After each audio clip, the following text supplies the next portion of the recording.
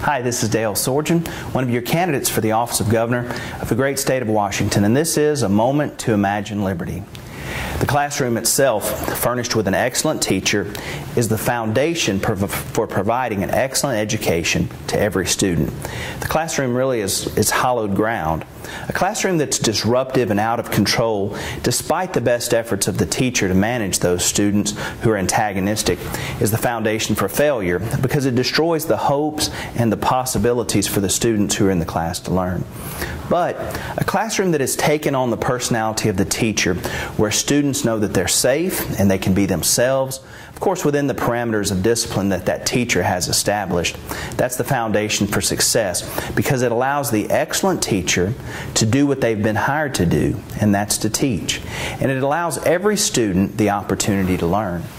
It's difficult to come to a consensus as to why, but I believe that it is irrefutably true that our classrooms have lost their hallowed status. Now, some might suggest that classrooms have become more disruptive because the threat of punishment has been diminished so that some students no longer fear the consequences of being disruptive in class. Some might suggest that there are more disruptive students entering the classroom because of the societal changes and shifts that have resulted in children not being taught appropriate skills or expectations for how they should behave in the classroom. And some might even suggest that it's the fault of the teacher, and that, of course, may be true in some cases, but the evidence does not seem to support that particular conclusion. But regardless of why, it's true and it's unfair. It's unfair to the students who have come to learn, it's unfair to the teachers who have come to teach, and it's unfair to the taxpayers who have given of their hard-earned money to provide an excellent learning opportunity for every student who wants to learn.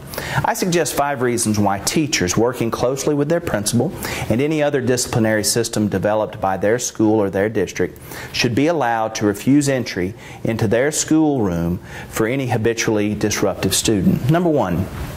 Students who are habitually disruptive steal from the teacher.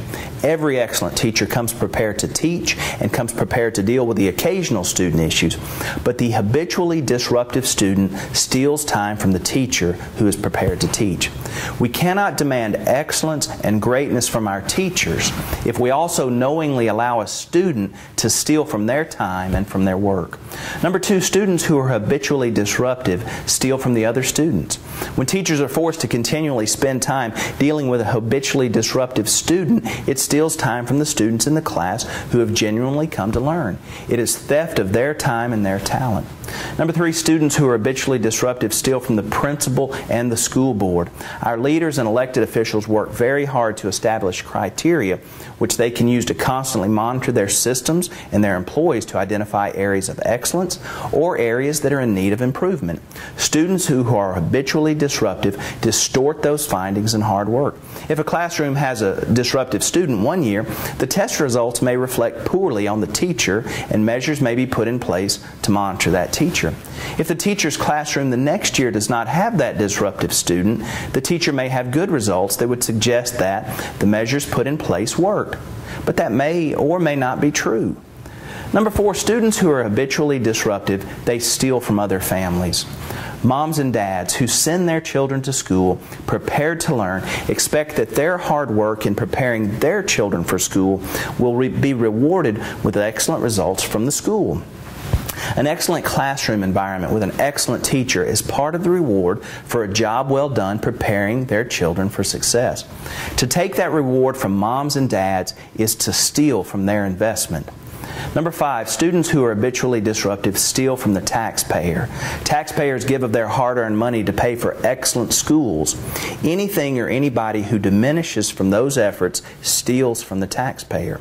Is it best for society to take hard-earned money from taxpayers to pay for schools that require every child to be provided an education, regardless of whether or not their parents truly care if they're there to participate?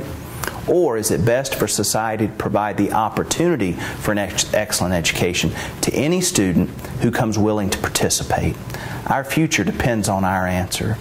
I invite you to check out our website at www.imagineliberty.us to find out more about our Imagine Liberty campaign. If you've already decided that all our public schools need is just a bit more money with just a few minor changes and then everything will be okay, then you're in luck, because one of the political sides will surely have a candidate that's just right for you. But if you're willing, I'd like to invite you to join us this year to break the cycle and to have the courage to think independent.